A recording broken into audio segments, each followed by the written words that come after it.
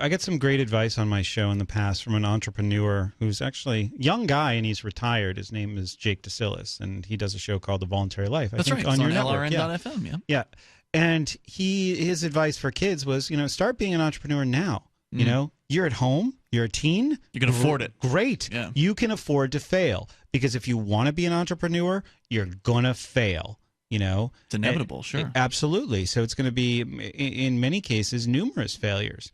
I think about the failures and the things that I've tried to do. They are significant. But the thing is that most people don't know this because you don't hear about the person until they're successful. They make it. Yeah. Right. There was a great story about Sylvester Stallone. Do you know the story of the movie Rocky? Yes. Did we talk about this already? I think you might have told the story. Yeah. I think I did. I think I might have told it on the show. It was a real underdog kind of story. Absolutely. Rocky is the story of Sylvester Stallone's life as an actor and a writer.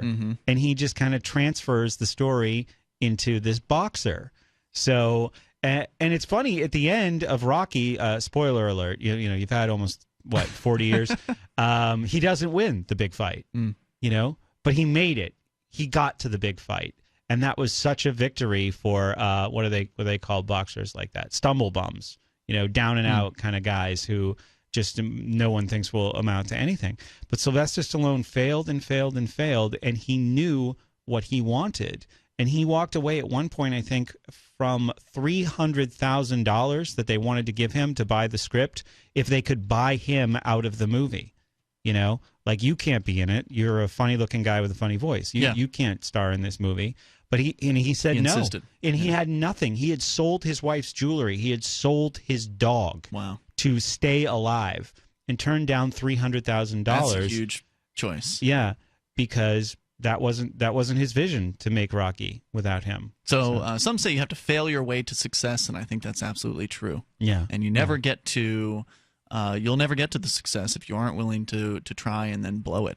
Yeah, and the reason why I brought him up, what made me think of that is, I remember listening to this interview where he said, "I just acclimated myself to the struggle." So in other words, he had accepted that failure was a part of the path to success. And he didn't want to just, like, as soon as somebody could offer him some semblance of success or some counterfeit success, like, here, have $300,000, but don't have your dream. Yeah. He said no, because he had accepted the failures that came with the pursuit.